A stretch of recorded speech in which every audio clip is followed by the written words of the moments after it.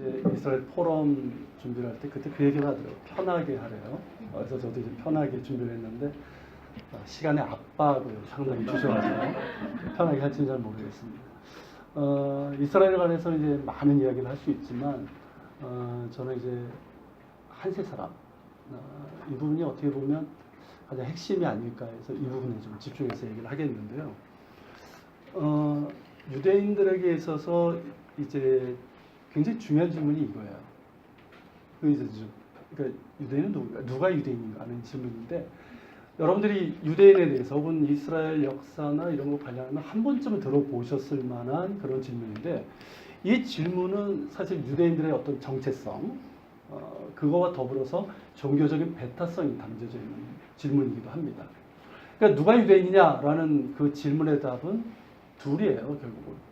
그러니까 혈통적으로 유대인이든가 아니면 혈통적이 아니더라도 유대교적인 혹은 유대적인 전통이나 어떤 가치 그런 걸 받아들이고 보존하고 있는 사람이라면 이제 유대인으로서 인정을 받을 수 있는 건데, 이 둘 중에 뭐가 더 강하냐면, 우리가 생각할 때 뭐가 더 강할까요? 혈통이겠죠. 근데 지금의 이 상황을 보면 혈통보다도 오히려 유대적인 전통, 가치 이런 것들을 더 중요시 여기는 것 같아요. 왜냐하면 유대인들 중에 이제 예수님을 믿는 유대인들이 있잖아요. 우리가 보통 메시아닉 주라고 하는 이 사람들 같은 경우는 분명히 혈통적으로 유대인이에요. 그런데도 불구하고 유대 사회에서, 그리고 이제 보수적인 유대 종교인들에 의해서는 유대인이 아니라고 거절을 당하고 있다는 거죠. 그러니까 예수를 믿으면 더 이상 유대인이 아니다라는 그런 게 있는 거예요. 그러다 보니까 우리가 보통 이제 메시아닉 주라는 이 표현, 메시아닉 유대인, 주이시 빌리버, 이 사람들에 대한 이 명칭도 사실은 질문이 있으신 분들이 있어요. 왜 그런 표현을 쓰냐? 그러니까 뭐 주이시 크리스천이라고 하면 되잖아요. 왜 그렇게 안 하고 왜 메시아닉 주라는 표현을 쓰는데, 이게 바로 이제 유대인들의 정체성 그리고 자신들의 신앙이 이제 결합된 나름대로 만들어진 그런 명칭이라 할 수 있어요. 그러니까 그들의 주장은 뭐죠? 우리는 우리가 기다려온, 우리 민족이 기다려온 메시아가 나사렛 예수, 예슈아라는 걸 우리는 믿고 있고, 그러면서도 우리는 유대 민족에 대해서 충실하고 또 유대적인 가치와 전통을 보존하고 있다라는 그런 의미예요. 그래서 만들어진 게 이제 메시아닉 주인데, 그렇다면 근데 유대사에서 이걸 받아들일까 안 받아들일까요? 특히 이제 보수적인 유대 교인들 안 받아들이죠. 그건 너희들 얘기고 너희는 기독교인이고 배신자, 이런 식으로 얘기를 하고 있어요. 근데 이제 이 질문을 결국 뭐가 되냐면, 이 질문하고 이제 연결이 될 수밖에 없어요. 그러니까 유대인들에게 예수는 누구인가 하는 거죠, 결국은. 그러니까 유대인들 중에서 실제로 유대교를 믿고 있는 사람들 퍼센트는 절반이 안 됩니다. 유대인들 중에 실제로 소승불교를 믿고 있는 사람도 있어요. 티베트 불교 아시죠? 제가 갈릴리 호수에서 봤어요. 배가 이제 선착장인데 한 무리가 내리는데 그 안에 그 티베트 승려가 입는 그 약간 좀 그런 승복 있죠. 입으신 머리 하나도 없는 그분이 이러고 있더라고요. 유대인들 무리에서. 그래서 제가 누구냐 그랬더니 유대인들이고 소승불교. 그래서 갈릴리 호수에서 방생을 하셨답니다. 그런 유대인들도 있어요. 근데 그들은 유대인이에요, 그냥. 근데 유대인임에도 혈통적으로 유대인임에도 불구하고 예수를 믿으면 유대인으로 이제 거절을 당하는 그런 상황인 거예요. 물론 이제 지금은 많이 이제 인식이 바뀌고 그런 이제 메시아닉 유대인들도 이스라엘의 일원으로 받아들이자는 목소리 있지만, 그건 정치적인 그런 소리일 수도 있고요. 실제로는 이제 아직까지도 그런 분위기는 아니에요. 그런 가운데서 우리는 이 질문을 할 수밖에 없어요. 그렇다면 결국 이 문제거든요. 유대인들에게 예수는 누구인가 하는 거죠. 그리고 이 질문은 우리에게 이 질문을 이 밑에 있는 질문으로 오게 되죠. 자, 그렇다면 유대인들에게 결국은 예수님 때문이잖아요. 예수님 때문에 이제 기독교와 유대교가 갈라지고 예수님을 믿는 유대인들도 유대인으로 이제 거부당하는 상황이라고 한다면, 자, 유대인들에게 예수는 도대체 누구인가? 그리고 만약에 예수님이 유대인들에게 의미 있는 분이라면, 그렇다면 우리도 예수를 믿고 있는 사람들이잖아요. 그럼 우리들에게, 이방인 크리스찬들에게, 이방 교회는 도대체 유대인들은 어떤 존재인가? 이 질문으로 이어질 수밖에 없어요. 이해가 되시죠? 그래서 다 오신 분들이고요. 그런데 이제 지금 유대교 그리고 이제 우리 그냥 교회라고 할 때 제가 그냥 교회라고 할 때 이방 교회를 얘기하는 거예요. 이방 교회를 보면 미싱 링크가 있는 것 같아요. 잃어버린 고리. 그게 뭐냐면 예수예요. 유대교도 그렇고 유대인들도 그렇고 우리 이방 교회도 똑같아요. 그러니까 미싱 지저스라고 할 수 있어요. 물론 이제 우리 인생은 다 미싱 지저스가 있죠. 예수를 만나야지만 되는 건데, 근데 이게 뭐냐면 유대교는 이제 지난 2000년의 역사 가운데서 어떻게 됐습니까? 예수님은 어쨌든 뭐 거절했고, 그러면서 이제 반대하고, 그러면서 이제 그 슈먼 에스라라는 유대인의 기도문에 있는 것처럼 그 18개 기도문 안에 이 예수님과 예수를 믿는 나사렛 당이라고 하는데 이 노찌림들을 저주하는 내용이 한 6개인가요? 그 이상이 있어요. 그리고 이제 뭐 랍비들의 해석에도 보면 반기독교적인 내용들이 많습니다. 그러면서 이제 예수를 거부하고 잃어버렸죠. 그러면서 이제 그 담을 쌓은 반기독교적인 담을 쌓았고, 그러면 이방교회, 우리 기독교회는 어떤가 하면 예수님의 가르침 그리고 성경에 있는 이 유대인들에 대한 내용들을 좀 오해하면서 이 대체신학이라고 하는 그리고 반유대주의라는 이런 담을 쌓게 된 거예요. 둘 다 이제 미싱 지저스가 있는 거죠. 그러니까 예수님을 잃어버리고 놓친 겁니다. 그런데 이제 에베소서 2장 14절에 보면 뭐라고 되어 있냐면 원수된 것 중간에 막힌담이라는 표현이 있어요. 그러니까 유대인과 이방인 사이에 원수된 중간에 막힌담이 있다는 거예요. 뭐 이스라엘 가보신 분들은 알겠지만 베들레헴이나 들어가려면 그 다 믿는 거 아시죠? 분리장벽. 이제 그것보다 뭐 더 견고하고 높은 그런 이제 원수된 막힌담이 있는 거예요. 사도 바울이 에베소서를 쓸 때만 해도 어땠습니까? 이게 존재했죠. 다 아시잖아요. 그런 내용은. 유대인들은 이제 바벨론 이후서부터 계속 이방 민족의 지배를 받으면서 자신들의 정체성을 지키고, 그러면서 이제 그런 정체성과 신앙을 지키기 위한 노력이 결국 뭐가 됐습니까?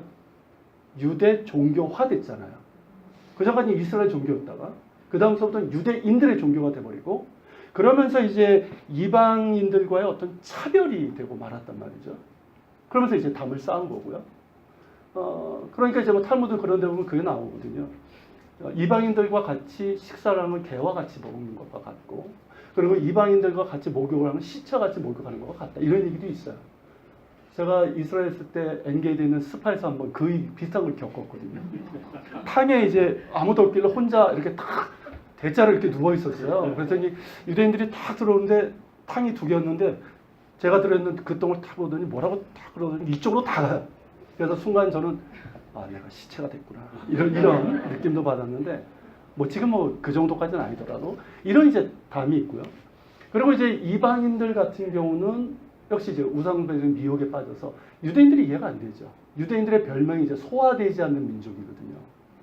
지난 이제 뭐 2,500년이 넘는 기간 동안 소화가 되지 않았잖아요, 사람들이. 그래서 지금까지 살아남은 사람들이고, 그러던 게 이들을 이제 정죄하고 비난하고 배척하는.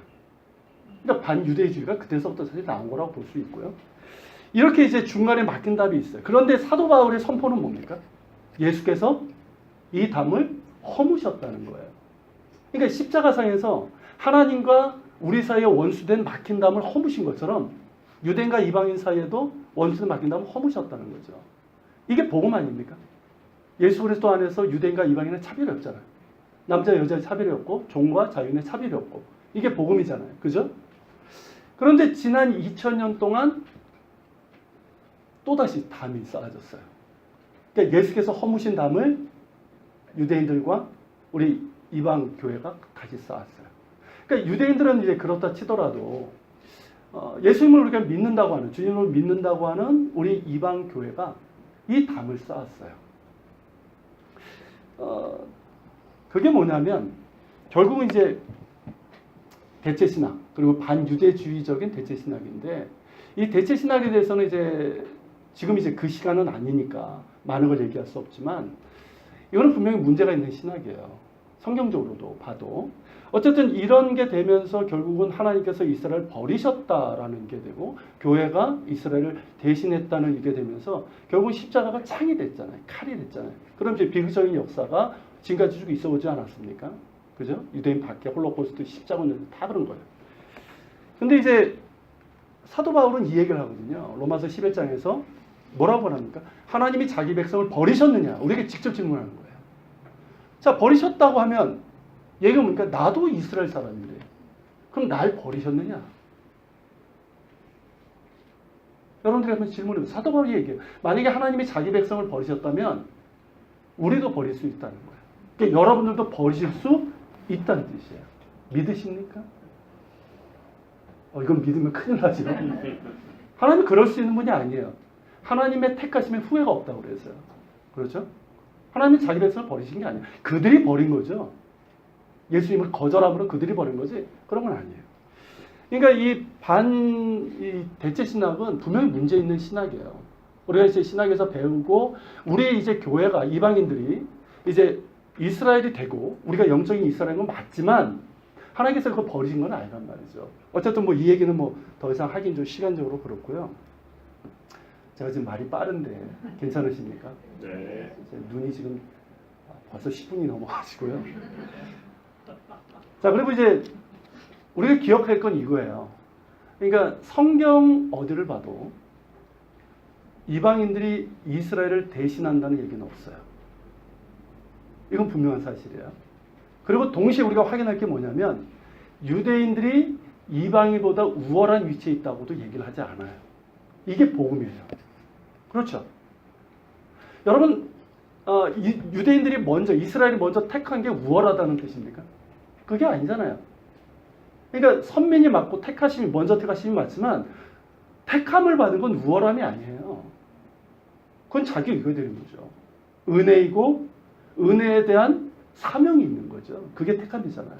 그러니까 성경은 어떤 경우에도 둘 다 얘기하는 거예요. 그러니까 이 대체 신학도 우리가 이제 분명히 이제 수정해야 되고 우리가 바꿔야 될 그런 신학, 교회를 병들게 할 수 있는 그런 이제 신학이지만 동시에 이 어떤 그 유대인들과 이방인을 완전히 이제 분리하는 근데 그거예요. 이제 교회와 이스라엘이 근본적으로 분리되어 있다고 하는 주장이 또 있어요.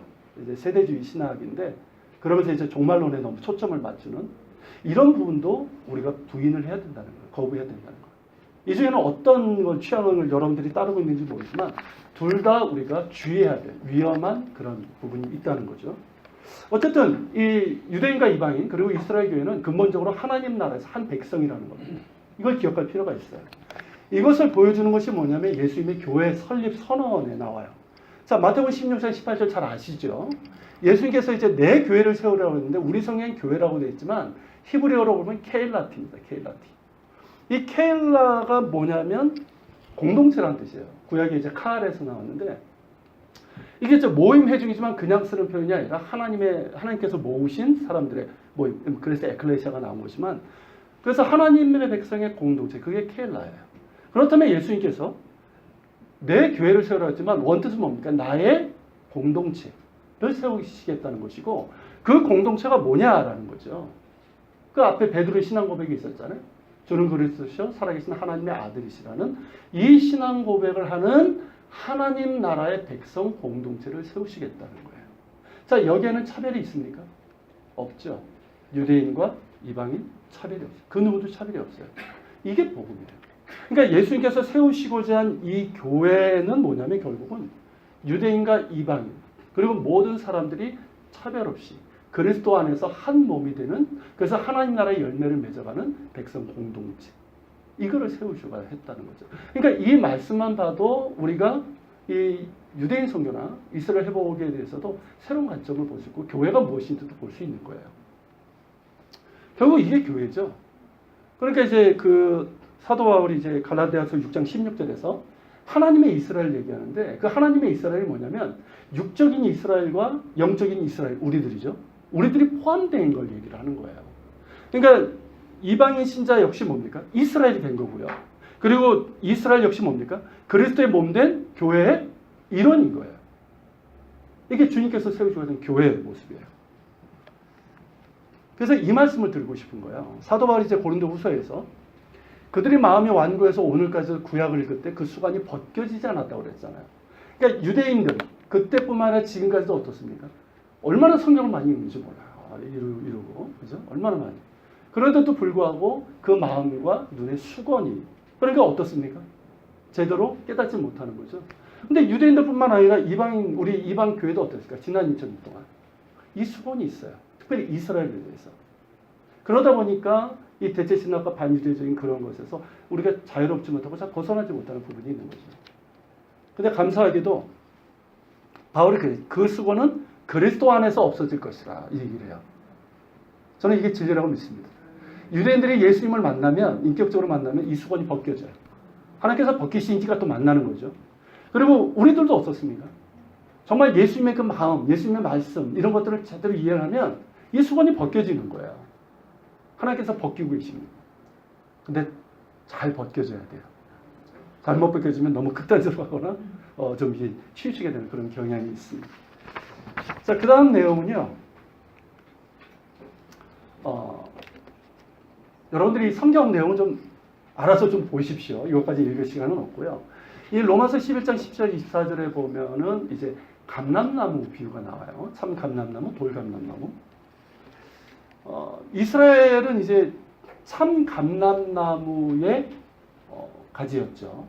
그렇지만 이제 그들이 이제 일부 얼마 꺾였다고 되어 있는데 얼마가 꺾였다 이 말은 뭐냐면 정확하게는 뭐냐면 스스로 꺾인 바 된 거죠. 그러니까 예수님을 거절함으로 인해서 스스로 꺾여진 바 된 거예요. 그리고 이제 우리가 이제 돌 감람나무였지만 하나님의 은혜 가운데서 우리가 접붙임을 받게 되었잖아요. 근데 이제 여기서 참 감람나무가 뭐냐라는 질문을 하게 돼요. 저도 이제 관련된 일의 자료들을 이렇게 보면 대부분 이스라엘을 많이 얘기를 합니다. 그런데 지금까지 이제 제가 좀 앞에서 잠깐 말씀드렸지만 이 참 감람나무는 뭐냐면 성경적으로 전체로 보면 하나님 나라의 백성 공동체라고 할 수 있어요. 이해가 되십니까? 무슨 뜻인지? 그렇다면 참 감람나무는 구체적으로 누구냐? 예수 그리스도예요. 예수 그리스도께서 참 감람나무십니다. 감람나무는 메시아에 대한 상징이기도 하고요. 자, 우리 이방인들은 어떻게 된 겁니까? 원래 감람나무하고 상관없던 사람이지만 하나님의 은혜 가운데서 접붙임 바 된 거죠.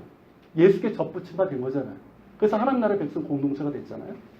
그렇다면 이제 유대인들에 대해서는 어떻게 되는가 하는데 뒤에 나오죠. 23절에 보면 그들도 어떻게 됩니까? 접붙임을 받은데 그들을 접붙일 능력이 하나님께 있다고 되어 있어요. 하나님께 있다. 이게 이제 이 구절들하고 같이 연결이 되는 거예요. 또 한 가지 얼마가 꺾였는데 이 말은 뭐냐면 얼마가 꺾였고 그리고 이제 11장 5절에 보면 이와 같이 지금도 은혜로 택하심을 따라 남은 자가 있다라고 얘기를 하고 있고요. 25절에서는 이방인의 충만한 수가 올라 들어오기까지 이스라엘의 더러는 우둔하게 된 것이다. 이 세 가지 구절을 합치면 예수님 때나 그리고 그 이후에 2000년 동안 그리고 지금도 유대인 중에 얼마는 우둔하게 되어서 예수께서 이제 메시아인 걸 이제 깨닫지 못하는 사람들이 있고 그렇지만 택하심을 받은 남은 자들이 있다라는 거예요. 그 남은 자들이 누구였을까요? 예수님 당시에는 그 초대교회 당시에는 초대교회 멤버들이죠. 초대교회 멤버들은 다 유대인이었습니다. 이거 생각 못하시는 분들이 많더라고요. 예루살렘 교회 멤버들은 100% 처음에 유대인들이었어요. 사도 바울도 유대인들이었고, 그죠? 근데 그들은 이제 남은 자였어요. 그때도 남은 자였고, 그리고 이 남은 자는 지난 2000년의 역사 동안 명맥이 끊어지지 않았습니다. 그리고 1948년에 그 남은 자들이 이스라엘 땅에 그리고 세계 곳에 있으면서 그 수가 굉장히 놀랍도록 지금 늘어나고 있는데요. 어느 랍비가 그 얘기를 해요. 지난 1900년 동안 예수님께 돌아온 유대인들 수보다 이스라엘이 1948년에 독립한 이후에 예수를 믿게 된 유대인들 수가 훨씬 더 많다는 거예요. 그래서 지금 제가 이제 미카엘 야론 목사에게 잠깐 물었어요. 제가 이스라엘 떠난 지 좀 됐기 때문에 야 지금 이스라엘 땅에 유대인이 몇 명이냐 제가 확인했어요. 제가 자료에도 넣었는데 약 한 3만 명 정도. 그리고 전 세계적으로는 예루살렘 포스트에서 발표를 했는데 45만 명. 이게 얼마 안 되는 것 같죠. 근데 여러분 제가 이스라엘 선교에 대해서 이제 비전을 갖게 된 게 30년 전인데 그때 5천 명이었어요. 지금 3만 명이에요. 그때 100개도 안 됐던 메시아닉 교회가 지금 300개가 넘어요. 놀라운 성장이에요. 그리고 이스라엘 땅에 있는 그 여러 종교 중에서 가장 성장률이 높은 게 메시아닉 유대교입니다. 메시아닉 주예요. 이걸 보면 결국 뭘 얘기하는 거예요? 사도 바울의 것처럼 그들을 다시 접붙일, 무슨 의미인지 아시겠죠? 예수 그리스도에 접붙여서 하나님 나라의 백성으로 다시 회복시키는 능력이 하나님께 있다는 거예요. 그렇기 때문에 저는 그렇게 생각해요. 우리 이방 교회도 적어도 이제 이스라엘에 대해서 눈을 뜨기 시작한 사람들이 뭐냐면 남은 자라고 생각합니다. 우리도 남은 자예요. 그리고 저는 이제 사도 바울이 아시아로 이제 복음을 전하려고 했을 때 마게도냐인의 환상을 보게 되잖아요. 건너와서 우리를 도우라. 이게 결국은 오늘 우리에게 주시는 말씀 같아요. 이제는 우리가 그들에게 이제 건너와서 우리를 도우라. 이게 성령의 말씀인 것 같아요. 예수님 안에서 우리가 새롭게 이스라엘을 보기 시작하고 그러면서 하나님의 마음으로 이스라엘을 품게 됐을 때 우리가 해야 될 건 바로 그런 것 같아요. 지금의 이스라엘 땅의 남은 자인 메시아닉 유대인들 그들을 위해서 우리가 기도해야 되고 메시아닉 유대인들과 메시아닉 교회를 도와야 됩니다. 이게 우리에게 주는 사명이라고 생각을 해요. 네, 시간이 다 됐지만 조금만 더. 네. 이게 마지막 사실은 결론이에요. 한 세 사람. 요한복음 에베소서 2장 14절부터 22절인데 이 부분도 여러분들이 이제 성경을 통해서 좀 보시고요. 이 한 세 사람은 결국 뭐냐? 예수 그리스도 안에서 한 세 사람이에요. 저희 교회 이름입니다. 한 여기서 나온 거예요. 이걸 결국 뭐냐면 예수님의 구속 사역이죠. 이 둘로 자기 안에서 한 세 사람을 지어 화평하게 하시고 또 십자가로 이 둘을 한 몸으로 하나님과 화목하게 하십니다. 예수 그리스도의 그 속죄 사역의 핵심이 뭐냐? 한 세 사람이에요. 유대인과 이방인이 중간에 원수됨 맡긴담을 하시는 거예요. 그래서 새로 세 사람이라는 게 거듭남이잖아요. 거듭날 때 한 세 사람이 될 수 있잖아요. 이거예요. 결국은 이 한 세 사람이 예수 그리스도 안에서 이방인과 유대인이 한 세 사람이 되는 게 결국 뭐냐? 예수께서 세우고자 하셨던 교회라는 거죠. 그리스도의 몸으로서 교회라는 거예요. 그렇기 때문에 이스라엘 회복 운동은 주님의 몸된 교회를 세우는 일이라는 걸 우리가 기억할 필요가 있는 거예요. 그냥 너무 종말론에 막 치우쳐가지고 마치 종말을 앞당기기 위해서 이스라엘 회복 운동을 하는 게 아니라 그리고 이스라엘과 교회가 근본적으로 다르다. 그러면서 따로 역사가 진행된다. 그런 치우친 해석이 아니라 하나님의 뜻은 변함없어요. 아브라함을 부르셨을 때부터 뭡니까? 이스라엘이 제사장 민족이라고 그랬잖아요. 제사장 민족이 뭡니까? 제사 드리는 민족이 아니에요. 하나님과 백성 사이를 중재하는 게 제사장 아닙니까? 그들을 통해서 살아계신 한 분, 야훼 하나님을 열방 가운데 드러내는 거란 말이죠. 이게 하나님의 뜻이에요. 그러니까 아브라함의 부르심 안에는 우리 이방인들이 포함되어 있는 거예요. 예수께서 교회를 세우시고 한 뜻 그거예요. 그렇기 때문에 교회가 이스라엘을 대체할 수가 없는 것이고요. 교회 안에 유대인과 이방인이 같이 있는 거예요. 이들이 한 세 사람을 이룰 때 그게 뭐가 됩니까? 말씀하시잖아요. 한 세 사람을 이루어서 한 성령 안에서 아버지께 나아가 예배하는 성전이 되는 거예요. 이게 교회 아닙니까? 그렇기 때문에 유대인들 전도, 이스라엘 회복은 그리스도의 몸된 교회를 세워나가는 일이에요. 너무나 중요한 일이고 그리고 유대인들과 이방인들이 그리스도 안에서 한 세 사람이 돼서 하나님 나라의 백성이 되는 거예요. 이게 결국 하나님 나라의 완성 아닙니까? 저는 이 두 가지를 놓치면 안 된다고 생각을 해요. 하나님 나라 그리고 교회예요. 이걸 놓치면 안 돼요. 이걸 놓치면 어떻게 될까요? 이스라엘 회복운동은 방향을 잃게 됩니다. 그렇기 때문에 열심보다 더 중요한 게 뭐냐? 방향성. 히브리어로 이제 카바나, 이제 의도 목적이라는 뜻인데 저는 방향성이라고 해석을 하는데 이거예요. 이게 중요하다는 거죠. 이걸 우리가 이제 기억했으면 좋겠고요.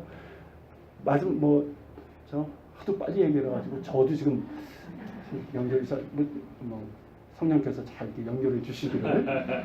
마지막으로 이 그림만 하나 보여드릴게요. 제가 이제 구글에서 이 이미지를, 이 그림을, 사진을 잡고 얼마나 기뻐했는지 모릅니다. 저작권도 없고. 그리고 제가 이제 표현하려고 하는 거 너무 적합해요. 감람나무, 올리브나무죠. 너무 잘생겼는데 가지 하나가 축 쳐져 있어요. 꺾인 것 같은. 아, 이거다. 자, 이제 돌감람나무에 접붙임을 받은 우리 이방인 신자들이 있고요. 다시 접붙임을 받게 될 원가지 이스라엘 유대인 신자들이 있고요. 그리고 이 감람나무는 말씀드렸지만 예수 그리스도예요. 그래서 이렇게 같이 접붙이게 될 때 결국 뭡니까? 예수 그리스도 한 세 사람이고 그리스도의 몸으로서의 교회고 이게 바로 하나님 나라에 열려있는 백성의 문제예요. 하나님께서 이 일을 하고 계십니다. 할렐루야. 감사합니다.